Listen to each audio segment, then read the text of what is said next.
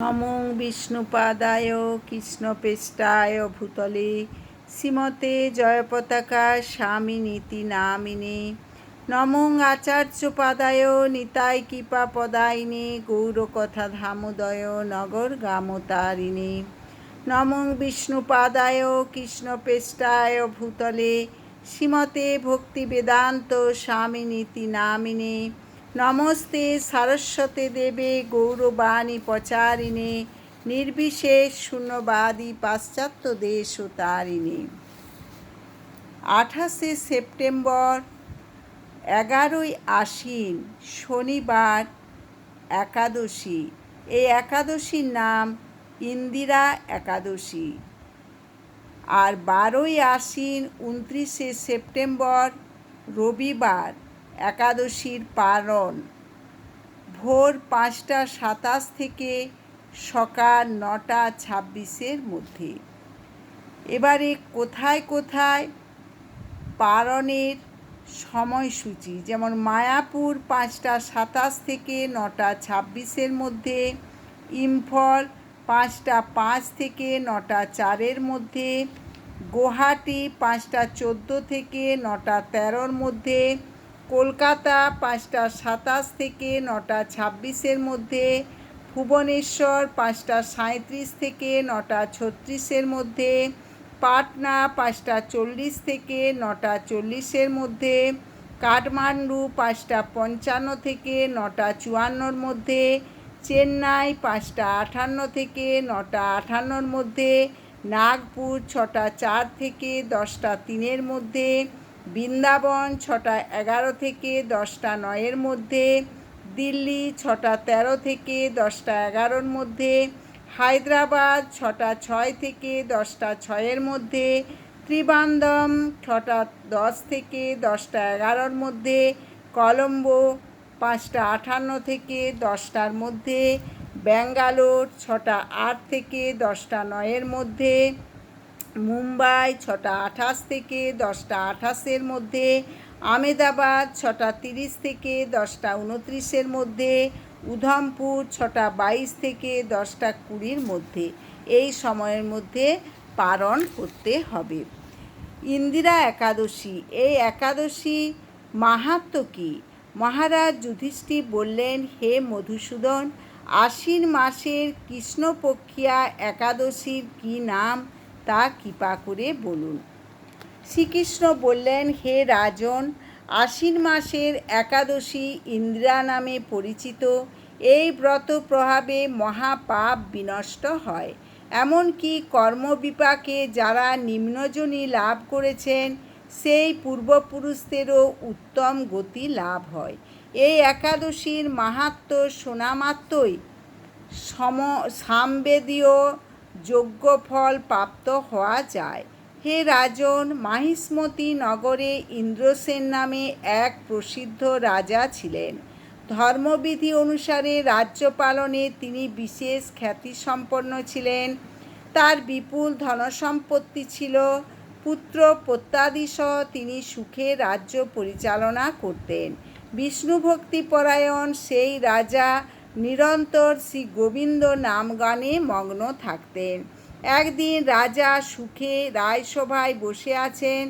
এমন সময় দেবর্ষি নারদ স্বর্গ থেকে সেখানে এলেন। তাকে দর্শন করে রাজা হাতজোড় করে উঠে দাঁড়ালেন। দণ্ডবত প্রণাম করে মুনিকে আসন, পাদ্য, অর্ঘ্য আদি ষোড়শোপচারে পূজা নিবেদন করলেন। তারপর বললেন, হে মুনিবর, আপনার দর্শনমাত্র আমার যাবতীয় যজ্ঞফল লাভ হয়েছে।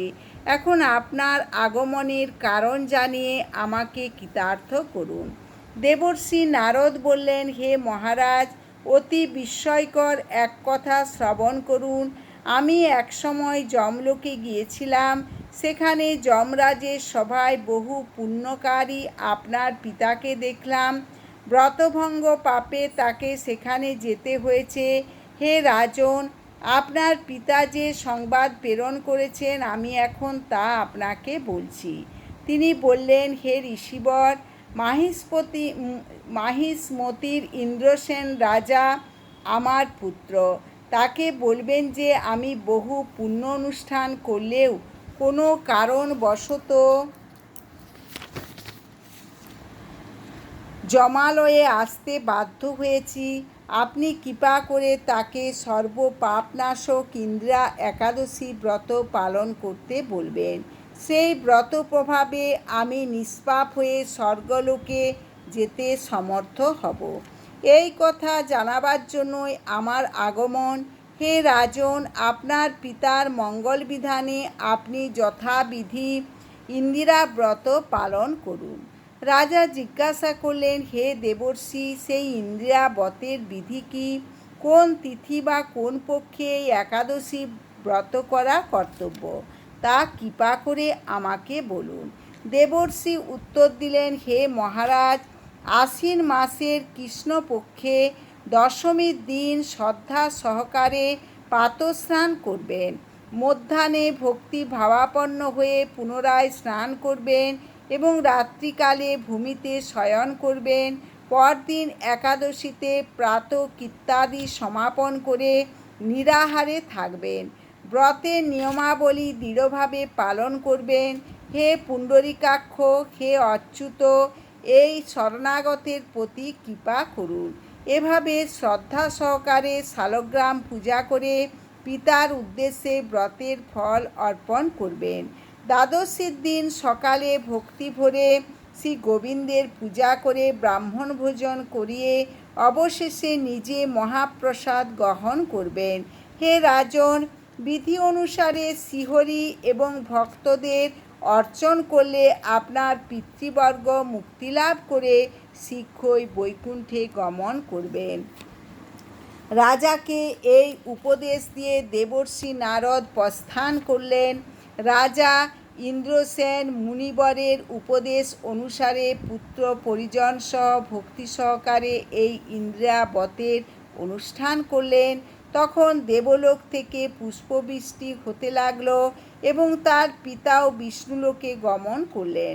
তারপর রাজা ইন্দ্রসেন নিজ পুত্রকে রাজ্যভার অর্পণ করে নিজেও বিষ্ণুলোকে ফিরে গেলেন। এই ইন্দিরা একাদশীর মাহাত্ম্য পাঠে ও শ্রবণে মানুষ সকল পাপ মুক্ত হয়ে বিষ্ণুলোক প্রাপ্ত হয়। হরে কৃষ্ণ কৃষ্ণ কৃষ্ণ হরে হরে, হরে রাম রাম রাম হরে হরে। আপনারা সকলেই একাদশী পালন করুন, সপরিবারে এই একাদশী পালন করুন। হরে কৃষ্ণ কৃষ্ণ কৃষ্ণ হরে হরে, হরে রাম রাম রাম হরে হরে। আপনারা চ্যানেলটি সাবস্ক্রাইব করবেন, লাইক করবেন, বেশি বেশি করে শেয়ার করবেন, কমেন্ট করবেন। হরে কৃষ্ণ।